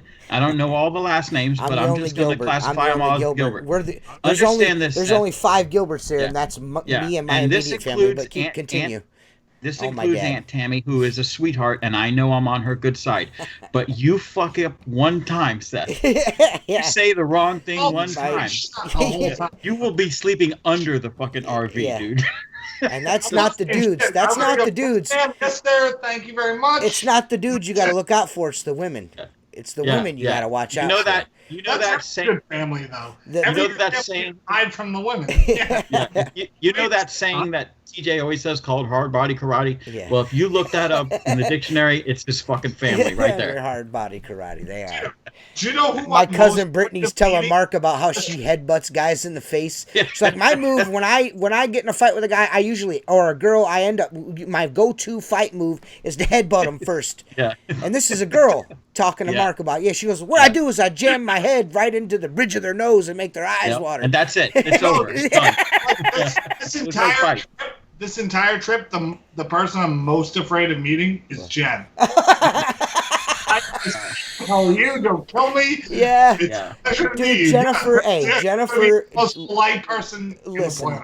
Mark can attest to this. Jennifer is really, really grimy and talks a lot of shit on Facebook. When you see Jennifer in person, Yeah. she is a sweetheart. She's a sweetheart. She's a third the size of. When you see her, you go, that came out of your mouth. Holy shit. Yeah, she's so But tiny. Yeah, look, She's just she's a a little sweetheart. thing. Yeah. and you'll be just fine as You'll long as be you don't fine, say dude. too much. Yeah. I'm not gonna say shit. Yeah, She's I'm a not sweetheart. getting myself in trouble. She's nice. Yeah. You guys So are Jen's along. going to? No, Jen's going to go for the road? No, she does not want to go. I tried for 3 months to get her to go. She won't go. Yeah. Her and Seth can drink beers together, though. She likes to drink beers, Seth. She's a beer drinker. All right, I'll drink beers with her. Yeah, She likes to drink beers. She'll insist that you guys drink beers and we feed you something. You know what I mean? I had to cook Mark and fucking Richie fucking meatloaf. So Dude. I thought Mark did barbecue for you. he did, but the next day I made a meatloaf. All right, well that sounds like a fair trade. Yeah. Yeah, No, if dude, his that- barbecue sucked. My meatloaf was way better. Yeah, I gotta say this. Kate and I were discussing. She's like, "Okay, so Thursday, you've made your 10 days, Uh-huh. and what do you want to eat?" And the first thing out of my mouth was TJ's meatloaf. I swear to God, I'm like, "I'm Are you making TJ's serious? meatloaf." She goes, "No." All right. Yeah, she goes, "No." She goes, "Nothing against the meatloaf." She loved it too. Uh-huh. She goes, It's "You just got not to a start with a sensible small meal. salad." It's with not some a chicken." sensible meal. That's I go, not a "Meatloaf sensible is meal." a sensible meal. Yeah. It is to me. Makes a lot of sense to me, but it's Yeah. not sensible. Yeah, yeah. All right, so I mean, TJ meatloaf is what you're telling me. All It's right. pretty good. I mean, I've been receiving quite a few compliments on my meatloaf lately. Everyone's like, dude, that's really good. I didn't realize that. I'm just used to making food and eating it, you know? So Well, the funny thing was, dude, when when Richie and I were in Ohio, Mhm. okay, it wasn't a debate, but it was, we could just get a bunch of pizzas and Richie and Mark can come over and we could sit there and enjoy the family together and have Yeah. pizza. And then the term meatloaf came up, and the kids, which are all older except for his little boy, it was like as if you told a bunch of 4-year-olds you're going to Chuck E. Cheese. They were fucking doing backflips in the front yard. Meatloaf? Kid making meatloaf? Okay, we're there. yeah, it's the combo. It's the meatloaf and the mashed potatoes together is really what it does. How'd Richie do on the trip? That's what I was Richie did curious. great. Richie did a lot of shitting on the trip, according to Oh. Mark. Look, Mark goes straight for his eye. He's like, "Oh, all he did was shit." Richie and Mark stayed in the same hotel room? Yes. Is that what Yeah, we Yes. stayed in the same hotel and we had 2 queen-size beds, and the bathroom was closer to Richie's bed than my bed. And Richie's one of these guys that leaves the door open an inch when he takes a shit, you know. So, like I said, it looked like they were fueling an airplane at the airport. You see that vapor coming out of the bathroom, dude. Somewhere. I know Mark, like it was such a big deal that Mark would actually text me while Richie's like, that motherfucker just went in there to take another shit. He refuses to shut the fucking door. I think he's doing it on purpose now. We ate the same thing. Richie and I ate the same thing over those 3 or 4 days. Really? Right? Yeah. And what he doesn't know is because my wife put the room on her credit card, we had to pay to repaint the bathroom, to retile the bathroom, and to put a new shower curtain just to get the fucking stench out there. Burned a hole in the deck. Richie burned a hole in Jason's mom's deck. Yep. Man, dude. I gotta say this though, spending that much time with Richie Blue, he is a great he is like a brother to me. You know, I could spend time with him and he doesn't annoy me. He's just like good the people. Easiest going dude you'll ever meet, and he's really good at judging other people's moves. He knows when to poke and when not to poke. He knows how to. The dude knows how to work a room. He does. He knows how to work a room. He's very enjoyable to be around. I really appreciate his friendship. He's a really good fucking guy, but he's a fucking doucher. So. He fucking shits his pants. And he shits his pants in a lot. Yeah. Big shit in your pants. Does anyone have any questions for us? I think we might cut this one a little shorter than normal tonight. He wiped his arse with the shower curtain.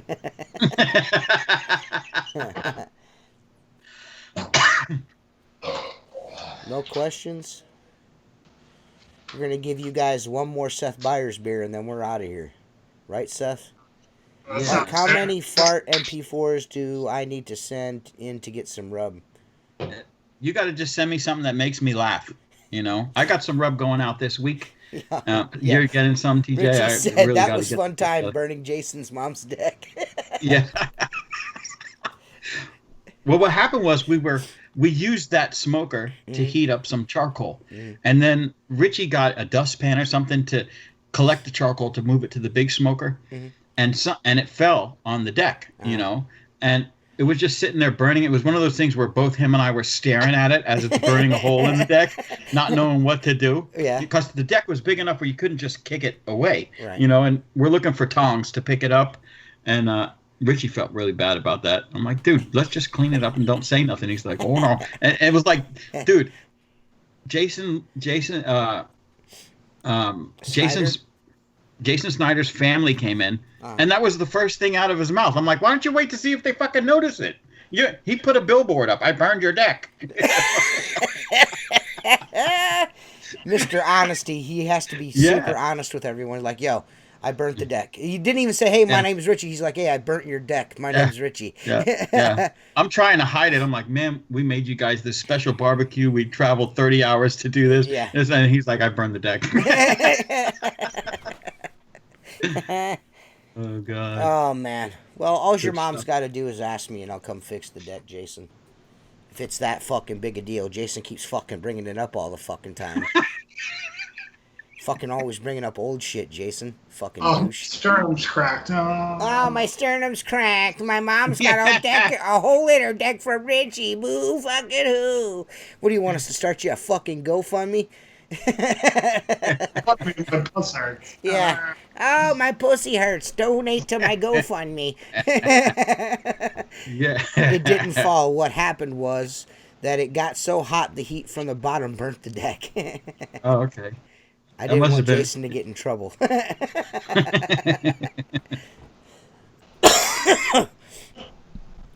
That's fucking great, man. I don't know. It was a good time, man. You know, some unfortunate events happened, like Jason's mom's fucking deck getting burnt. A couple other. That's the first time I said anything. You fucking douche. We got to get Schneider on here too. Jason Schneider. Man. Yeah, I want to talk to him about that paranormal stuff. Yeah, we got to do that. A paranormal podcast with Jason Snyder. Yeah, man. Schneider. He doesn't like that. He doesn't like that when you call him Jason Schneider. I'll tell you what. I do it to annoy him. I've been annoying Jason for a long, long time. I'm really good at it. Yeah. If I could see the love-hate friendship there. Yeah. Me and Jason have almost fought each other like 3 or 4 times when we were growing up. Oh, I believe that. Yeah, all the time. We were getting ready to fight. But if you, but we were always the two that were always fucking. We were the pot stirs. We were the consistent pot stirs. But every once in a while, those two we're the same type of person, so we're gonna fucking clash eventually. Yeah. Seth might be witness to us clashing. I know. Josh did. Josh was sitting in the driver's seat, kind of looked at me. He's like, "Are you guys getting ready to fight or something? What the fuck is going on?" Like, no, we're just having a discussion. So it's how we do things. Don't worry about it. It'll be okay. Well, I'll tell you though, if you want to have a podcast where it can be very informative with soft washing and pressure washing, oh yeah, I don't know too many people I've spoke to that know more than Jason Schneider. I mean, he is. If there's Jason doesn't speak about things unless he knows about things. Yeah, he's definitely very well versed in that industry. Yeah, he's definitely. If Jason speaks on it, he knows about it. He's not one of those dudes that just likes to talk. Yeah, I mean, he likes to talk, and he'll talk your fucking head off, but it'll be about shit he knows that, you know what I mean? It'll be a subject that he's versed in. Yeah, and you're right. That's one thing. Me and Jason, we might be fucking like dicks to each other, but we've got each other backs for sure. I drive to fucking Indiana and beat somebody's ass for Jason right now if he needed me to. Right now. That's for show. 100. Our moms live next door to each other. His mom says that she loves me and gives me hugs and kisses and shit when I see him out. He's a sweetheart. I mean? Yeah, he's a sweet. Yeah. I mean, pick me up on the east side of the state, Lehman. I'm not sure how far. I think our drive's like 11 hours or something like that. I'm going to get a Dodge Charger, so it'll be like 8 hours. Trust me on that. Ask Jennifer. I made it back from Mississippi in record time. I had that fucking Dodge Charger. I fucking beat the fucking piss out of that fucking car. Beat the fucking piss. We rented it. It was a rental. I'm fucking mashing it the whole time. Mashed that. I beat the fuck out of that car. I'm surprised. I don't even know if they probably couldn't rent that fucker again. The fucking rotors were warped because I'm going through the mountains at like 100 miles an hour and fucking pounding on the brakes. I beat the fuck out of that car. You make me pay all that fucking money, I'm beating the fuck out of that. I'm gonna drive it like it's stolen. I drive it just like my Uncle Mike told me to. Drive it like it's stolen, motherfucker. Drive that bitch like it's stolen, boy. Woo! That's why you never let Squeegee drive your car, unless you're in the passenger seat. If you don't, just give me the keys to your shit, because I'm gonna beat the fuck out of it. Like if Mark tossed me the keys to that jacked up F-150, it's coming back muddy. It might be washed. I might have ran it through the car wash, but if he looks underneath it, it's going to be fucked up underneath there. A little extra wear and tear. Yeah, you know. So no questions, nothing like that, guys. I had a fucking an extremely long and fucking arduous weekend in the heat. I fucking came home like a smart guy yesterday after working in the morning. I was like, you know what? It's time for me to clean my house. I pressure washed, I bleached everything down, rinsed it all down, then bleached all my sidewalks and my driveway, and fucking washed them all down, and fucking fixed the yard up, clean. I actually straightened out my shed, which has been fucking, that's been like maybe a year going now. Just shit piled on top of shit. I actually got that cleaned up, got the pool ready, and woke up today, and I'm just fucking whooped, man. When are you guys going to be getting in? I'll be there on the 7th for Draper's class, but would hook up and have some beers that night if y'all want to. First of all, this is first things first. I am not going to be doing a shit ton of drink. Seth will go to the bar with you. I'm not going to no bars. I'm going to let you know, I didn't do that in Kansas City. I'm not doing that there. I'm just not doing it. That's not my thing. I just not my thing. Me and alcohol and new people are not good things to mix all together. I'm in the same boat. You know, I'm not that type of dude. I'm the type of dude that goes to the bar and sits in the corner so I can see fucking people coming and going. That's just who I am. I'm not saying I'm going there looking for trouble or nothing like that. It seems to find me in life, and I just don't want to put myself in any fucking situations. I just want to go especially up there, out of state. Yeah, I want to meet. I want to have the same exact time I had in Kansas City, but in Branson, and I feel like we can do what we did there and still have just as good a time. I'll let all these high rollers go and drop thousands of dollars in the bar and swing big dicks around. I'll let them do that. I like that. Yeah. Seth Byers. Seth Byers will go and drop his 6 figures that he made up there. I won't. No, no. I'm just Seven saying. figures. I'm sorry, Seth. 7 figures.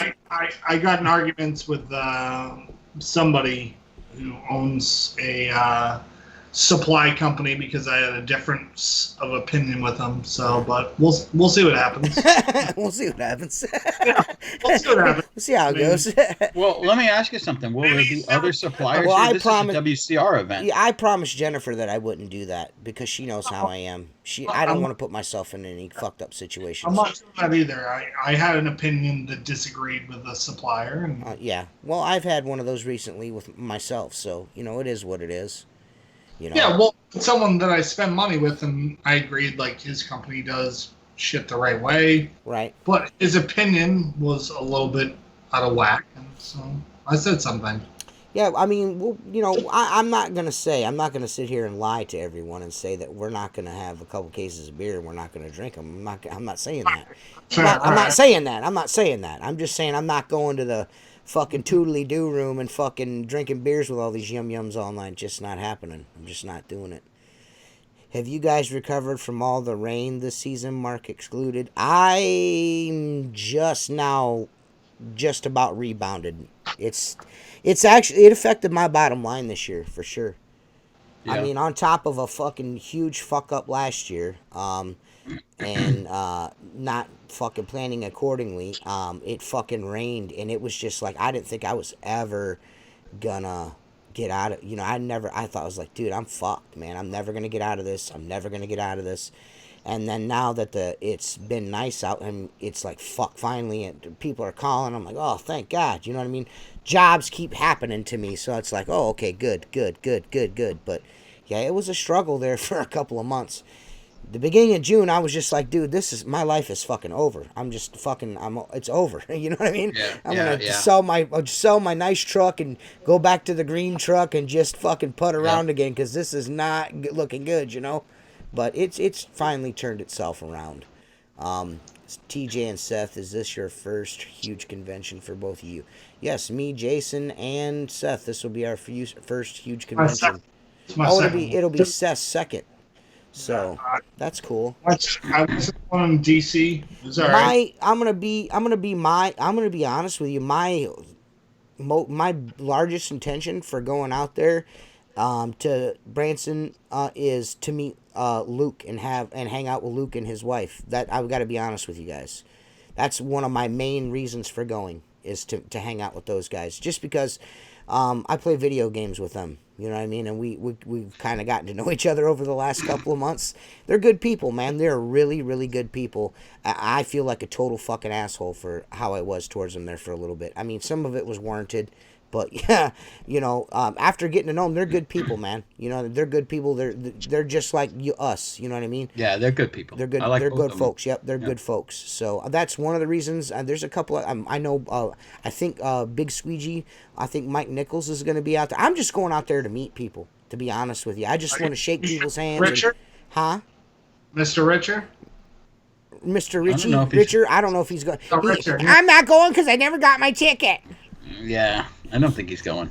Well, even if he does, maybe great. I'd like to meet Chris face to face, see what he has to say about my wife to my face. Yeah. See what he'd like to say to my face about my wife. But yeah, dude. Whatever, dude. That's why I'm going. I'm going out there to meet people. I think that's cool. I feel like the podcast, Outlaw Window Cleaner Radio, and the Squeegee Life, kind of owes it to itself to go and meet those people out there. Like Mark said, I feel like one of us need to go out there and represent. You should go.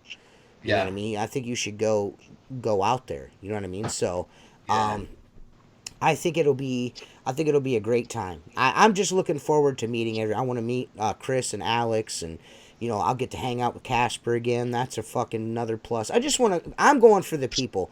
I don't know if I'll make it for all the business classes and all that stuff. I know I want to swing through the trade show because I've never been to a window cleaning trade show before ever in my life. So I want to get that under my belt. You know what I mean? So, that being said, I mean, my motivation for going is more to meet the people that I converse with every day, like Chris and Alex and Luke and Rihanna, you know what I mean, and Mike. I just want to meet these people. Because for me, even when we went out to Kansas City last year, although it was a fucking total farce, meeting you and Seth and Richie in person was fucking like just boom. That was like, you know, I've made friends that I'll have the rest of my life through this event. You know what I mean? Yeah. You know what I'm saying? Yeah. So oh yeah, exactly. It's, to me, that's what I'm looking at it like, man, there's going to be people out there that do what I do every day. They're going to get it. They know. They get it. They get the aches and pains. They get the fucking, god damn it. They get all of it. You know what I mean? And that's what's cool about all of this, you know, is the camaraderie. Yep. Yeah, Jensen. Yeah, putting a physical being to the Facebook. Yeah, the networking is. I could give a fuck about the party. I spent my fucking entire 20s partying. I wasted half, like the fucking best part of my life partying. That's not a lie. That's the truth.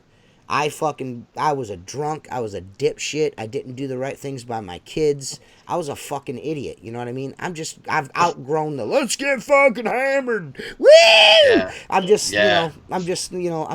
do that. I just don't do it. I'm just not into it anymore. I'm just not.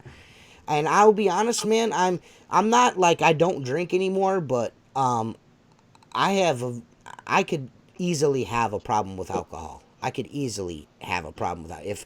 And I did at one point. I did. I probably could have used AA. You know what I mean? But I didn't need to. I just stopped drinking. I do drink occasionally. I have a couple of beers, but you guys see how I am when I get drunk. Yeah. Well, not you cool. know what though? Not cool, bro. I think we're on. I don't need that to have a good time. I can have a great time and stay focused and level-headed without anything like that. Yeah, you know? And that's dude. Me and Mark spent the whole fucking time in Kansas City in the fucking hotel parking lot. That's what we did. Laughing. I smoked cigarettes and Mark fucking chewed and spit. That's all we did.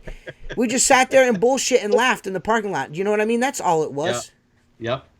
You know what I mean? It's just, you know. See, Jennifer even tell you I'm not cool drunk. Yeah, I'm not cool. I'm just not a cool dude. I take Tim's not going. I don't know if Tim's going to go or not.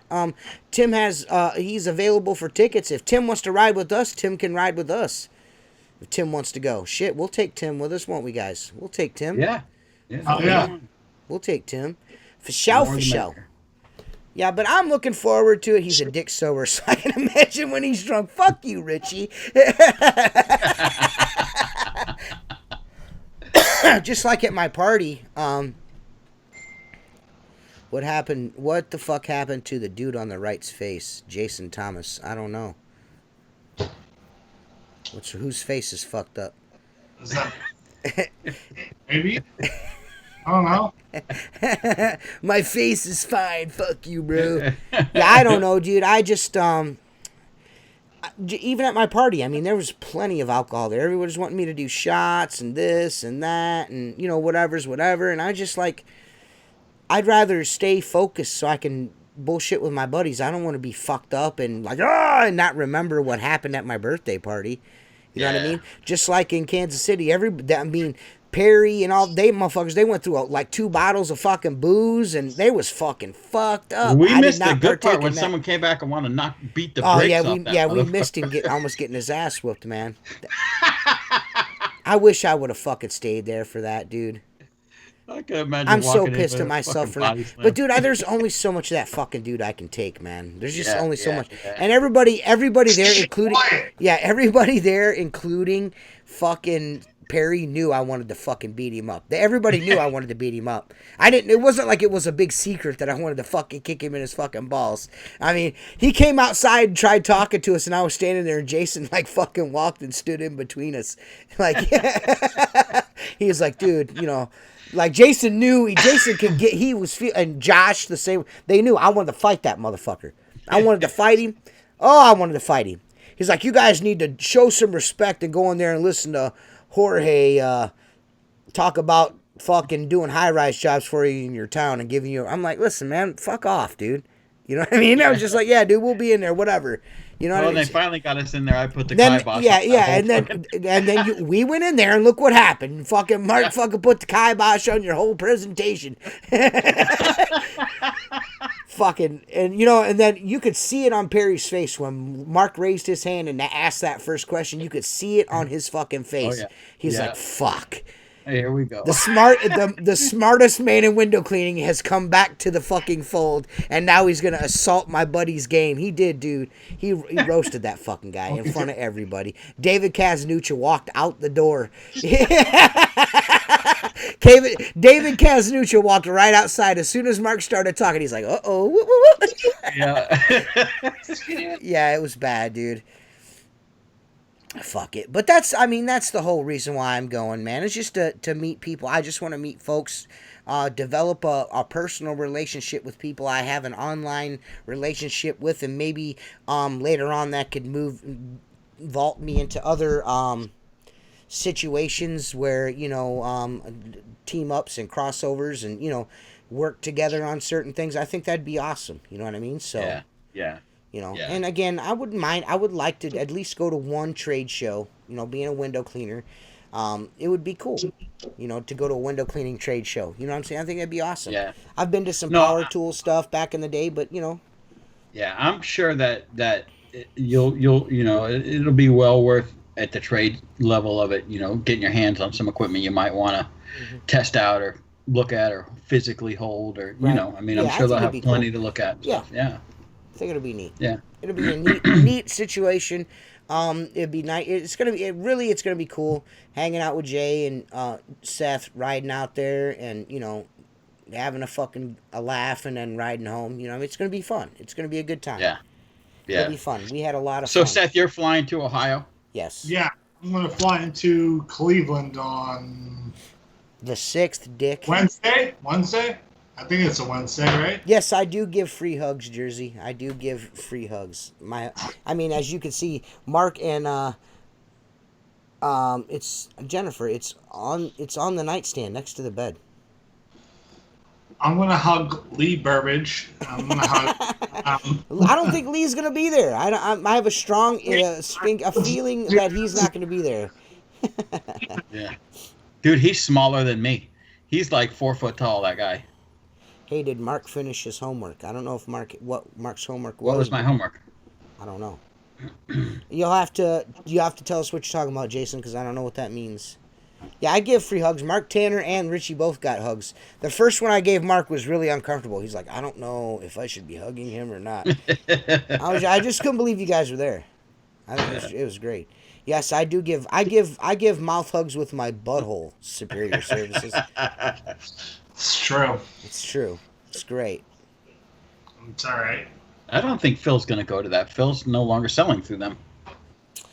I don't know. Yeah, I don't think he is. It would be nice if Philip could get them to sell his poles again. He just needs to take a step back and just let them sell their poles and stop fucking attacking them. You went into those selling poles with WCR thing knowing they had their own brand of water-fed poles. You got to relax, dude. Yeah. You notice he's been quite quiet lately. Yeah, he has. And he's Thank God. taken a step back. Yeah. Yeah, Jennifer, you got to be a dude to get a hug. Jennifer's going to get a hug as soon as I get off of here. Tell Jennifer I say hi. Yeah, I will. She hates me. He's going to get the bonus plan. Yeah. Oh, hey! Oh, hey! Hey! We'll take the old skin boat to Tuna Town. Hey! Oh! Float the old Stromboli. Yeah, I don't know, man, but it should be fun. Get your huge convention tickets if you want to come out and fucking hang out with everybody and meet everybody and check out the latest and greatest gears and all that stuff. It should be fun. It is what it is. It should be a great time. So Mark, video coming you were doing. Right? No, I'm going to be in Texas. For a video you were doing. Sure. Yeah. There's a couple of videos that are coming up. One of them's going to be sweet if Mark's actually doing what he's... Oh, I haven't done it in a couple days. He's been saying that for fucking ever. Yeah. Oh, yeah. We got something coming. Yeah, so... I don't know. Everything will be cool. There's some cool shit coming down the pike. I'm looking forward to meeting everybody. We really appreciate you guys. watching the podcast, if you could give us a like on here. And, you know, look, search for us on Facebook. The Facebook page is, there's a Squeegee Life podcast page. We're still members in Outlaw Window Cleaner. The Squeegee Life podcast page is because everyone's always posting fucked up memes in the Outlaw Window Cleaner group, and people get pissed off. But I thought this is a window cleaning page, so we moved that shit somewhere else. We're not very professional here anymore. Right, so, you know, that's what we're doing now. But we'll be back Sunday, right, Mark? Yes, Barring absolutely. anything crazy happening, you know what I mean?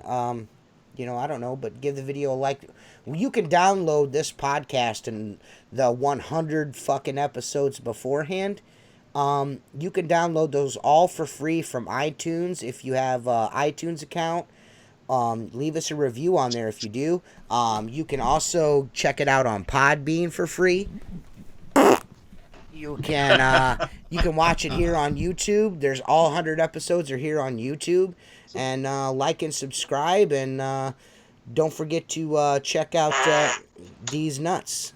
So thank you, Seth, for coming on. I can't wait to see you in a week, you fucking douchebag. I love you. Bye. And we'll see you guys. Sunday. Mark, see you later, brother. See you Sunday. You guys be good. Bye. Peace. Action punk hair for dogs. I love you. Bye.